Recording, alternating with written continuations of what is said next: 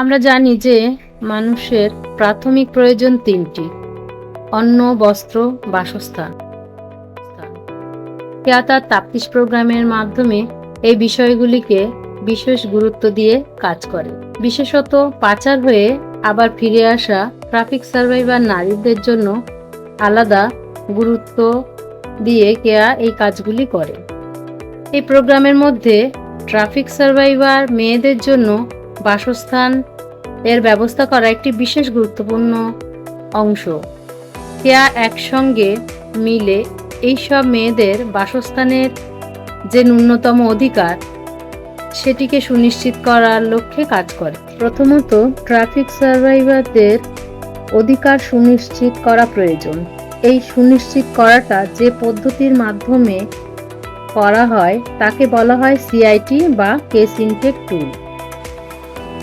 এটির মধ্যে 10টি ধাপ বা স্তর আছে, যার মধ্যে সর্বোচ্চ বা প্রথম স্তরে আছে বাসস্থান। কারো যদি বাসস্থানের প্রয়োজন হয় তাহলে তাকে একটি সুনির্দিষ্ট পরিকল্পনার মাধ্যমে কর্তৃপক্ষের সঙ্গে যোগাযোগ করতে হবে। এখন প্রশ্ন হলো, পরিকল্পনাটাই বা কি এবং কোন কর্তৃপক্ষের সঙ্গে যোগাযোগ করতে হবে? এর উত্তরে বলতে পারা যায় যে পরিকল্পনাটি হতে হবে দুটি ধাপে। প্রথমত, যিনি বাসস্থান চান তাকে তার চাহিদার কথা লিখিত দরখাস্তের মাধ্যমে নির্ধারিত গ্রাম পঞ্চায়েত সদস্য বা সদস্যকে জানাতে হবে এবং এটা সুনিশ্চিত করে নিতে হবে যে পঞ্চায়েতের সদস্য সঠিকভাবে তার দরখাস্তটি জমা নিলেন। দ্বিতীয়ত, আবেদনকারীকে পঞ্চায়েত প্রধানের কাছেও লিখিত আবেদনপত্র বা দরখাস্ত জমা দিতে হবে। এই ক্ষেত্রেও সুনিশ্চিত করে নিতে হবে আবেদনপত্রটি সঠিক নিয়ম মেনে জমা করা হলো কিনা। তৃতীয়ত, এই ব্লকের ব্লক ডেভেলপমেন্ট অফিসার বা বিডিও এবং সভাপতির কাছে আগের মতো আবেদন করতে হবে লিখিতভাবে এবং সেই আবেদনের সঙ্গে পূর্বেকার করা প্রতিলিপি আবেদনপত্রের সাথেই জমা করতে হবে। বিডিও বা সভাপতি সহজেই আবেদনকারীকে চিহ্নিত করতে পারবেন। পঞ্চায়েত প্রধান এবং পঞ্চায়েত মেম্বার আবেদনকারীকে চিহ্নিত করলেও সভাপতি এবং বিডিও আবেদনকারীর পরিচিত নাও হতে পারে। সুতরাং আবেদনপত্রের সঙ্গে ছবি থাকাটা খুবই জরুরি। চতুর্থত, উপরোক্ত সমস্ত আবেদনগুলির প্রতিলিপি সহ জেলা স্তরে এবং মুখ্যমন্ত্রীর দপ্তরের সমস্ত তথ্য জানিয়ে দিতে হবে।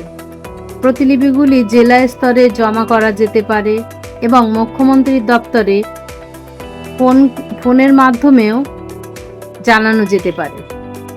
ফোনের মাধ্যমে এই তথ্য জানানোরও ব্যবস্থা আছে। এবার আমরা একজন সার্ভাইভারের মুখ থেকে শুনে নেব যে কিভাবে সে তার বাসস্থান পেয়েছে। আমার নাম সাবিনা খাতুন। আমি কেয়া সংগঠনের সাথে যুক্ত হওয়ার পরপরই আমার কমিউনিটি বেস রিহ্যাবিলিটেশন কী আছে সরকারের কাছে নিড, আমার পাওনা, সেগুলো আমি কেয়া সংগঠনের সাথে যুক্ত হওয়ার পরে আমি বুঝতে পারি যে আমার কি অধিকার।